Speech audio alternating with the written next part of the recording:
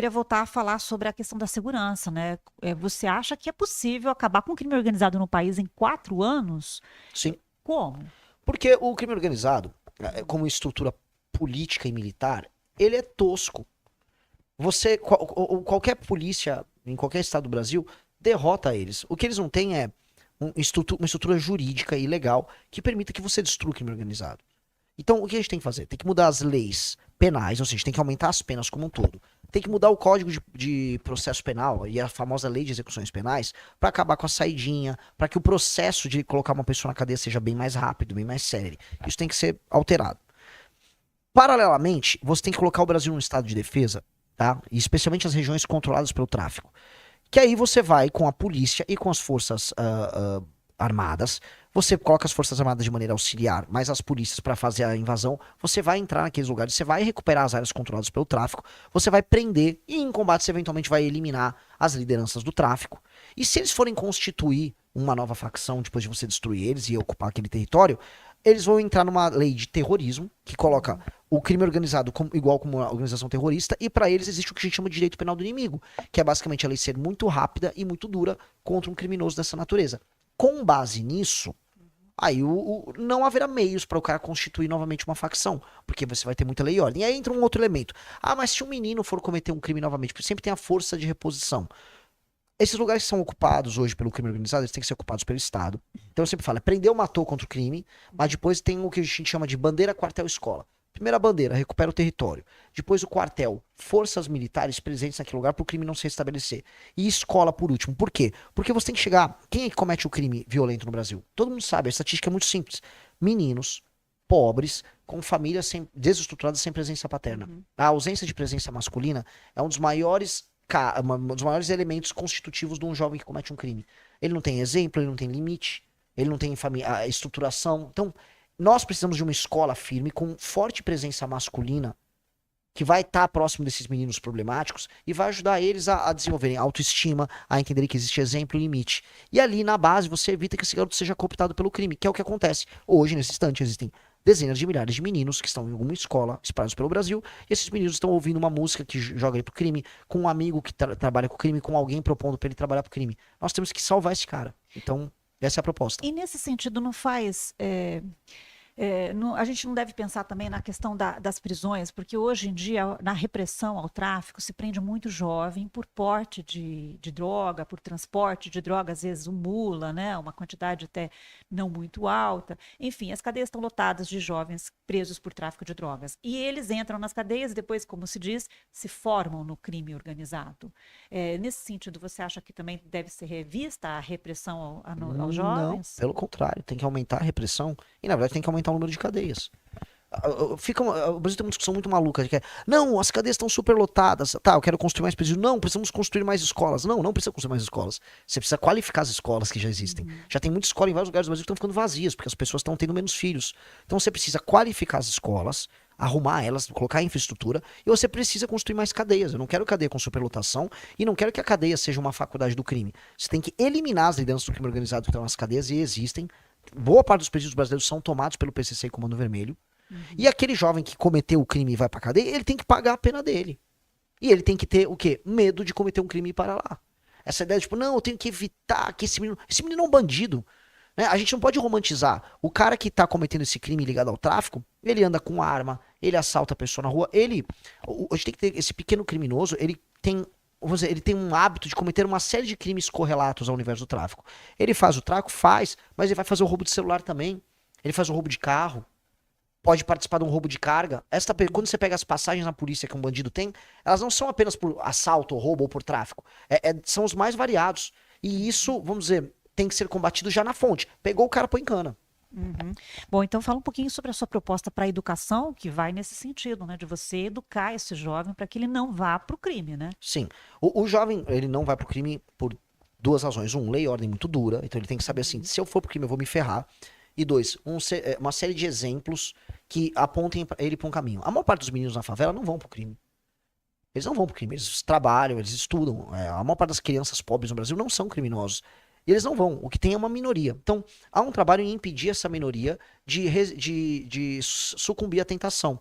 E esse trabalho tem que ser feito através da lei e a ordem, ou seja, ele tem que ver que o cara que ganhou um dinheiro e comprou uma moto e que saiu com a menina bonita no bairro porque ele é traficante, que ele terminou preso e ele vai ficar preso por muito tempo.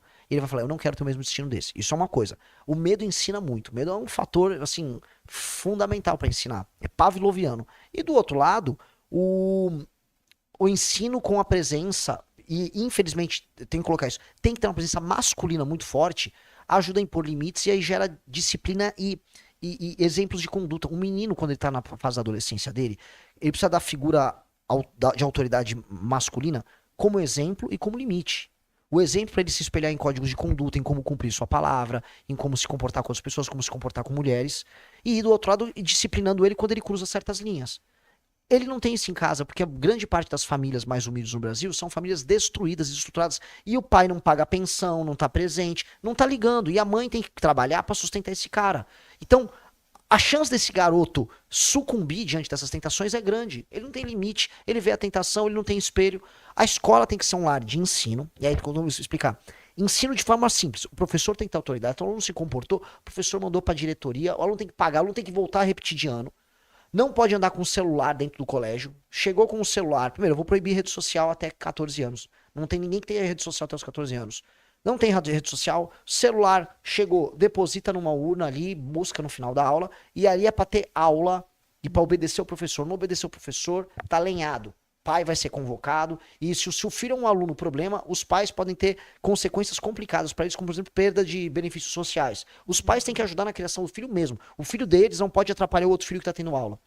De maneira clara. Voltar com o método fônico e focar em alfabetização. A gente está formando uma massa de analfabetos funcionais no Brasil, apostando em métodos alternativos de ensino e alfabetização. Método fônico obrigatório tem que ter. 2, foco português e matemática. 3, aplicar provões recorrentes e os melhores alunos, as famílias deles vão ganhar prêmios para incentivar as famílias a participarem do ensino e ajudarem os seus filhos a irem bem nas escolas. Fazer a família ver valor na educação. E premiar os diretores de escolas que têm bons desempenhos com dinheiro e bônus para o diretor da escola e mais dinheiro para aquela escola. Uma escola que está tendo índices educacionais melhores, ela tem que receber mais dinheiro. Hoje é o contrário. Inverter a pirâmide educacional, no sentido de que a gente vai gastar menos com o ensino superior e gastar mais com o ensino básico. Focar em coisas básicas, tipo ter a merenda, a escola tá limpa, a ordeira, melhorar a autoestima das pessoas e focar o tempo todo no ganho de qualidade e aumento dos índices de desempenho. Uhum. Em relação à assistência social, você citou aí benefícios sociais. O que você pensa para o Brasil, o Bolsa Família? Qual que é a sua opinião? O Bolsa Família, aí você soma ele o BPC, você vai ver que existe um pacote de incentivos e um sistema de assistência e proteção social em que a diferença do remédio pro veneno é a dose. E claramente a coisa já foi pro veneno. A dose cruzou muitos pontos. Muitas pessoas recebem Bolsa Família. Aí agora tá agregando o Vale Gás do Lula. Agora vai ter energia elétrica gratuita. E você vai fazer com que o brasileiro que trabalha e produz não aguente mais. Por isso que os impostos estão muito altos. Isto é essencialmente injusto. Então não dá pra gente ficar comemorando que a gente tá aumentando o número de benefícios e o número de beneficiários. Muito pelo contrário. Pra mim, um homem ou uma mulher de 25 anos, saudáveis, tem que trabalhar. Não adianta ele ir lá no CRAS, me dar meu Bolsa Família. Não vai ser assim. Ele vai chegar no CRAS, ele vai preencher uma ficha, e aí a gente vai ter agora o que é uma coisa que os Estados Unidos fez no New Deal, que são frentes de trabalho. Mutirões de frente de trabalho. Não, você não vai ganhar 600, vou te dar R$ 1.000 aqui. Participa de uma frente de trabalho com a gente. Vamos agora, olha, tá faltando infraestrutura de energia elétrica. A gente vai trazer, vamos montar a infra de energia elétrica, vocês trabalhem com a gente na instalação disso. Dá autoestima, dá autodisciplina, melhora a infra desses lugares. Dá pro governo federal fazer isso em muitos lugares, especialmente nos municípios em que mais de 30% das pessoas estão no Bolsa Família. Uma mãe que não consegue trabalhar, uma pessoa mais velha, lógico, receba o benefício. A gente não tá, ninguém é cruel. Agora, uma pessoa em idade de trabalho, fazer o seguinte cálculo, eu ganho um Bolsa Família aqui, minha mãe recebe uma aposentadoria, eu moro com a minha mãe, eu faço um bico 1 ou 2 vezes por semana e vou levando a vida. Desculpa, isso tá errado. Porque pra sustentar isso tem um motoboy ralando 7 dias por semana pra pagar o imposto que sustenta isso. E eu tô do lado do motoboy nessa. Uhum. Tá certo. Renan, só para encerrar, você é pré-candidato à presidência da República. Aqui no Paraná nós temos o governador Ratinho Júnior, que também se lança pré-candidato ao governo do país, né? Pelo menos inicialmente. Qual a sua opinião sobre esse concorrente que você provavelmente vai ter? É um candidato de centro, ele e o pai apoiavam o petismo até os 2015, 2016, agora ele jura que é bolsonarista.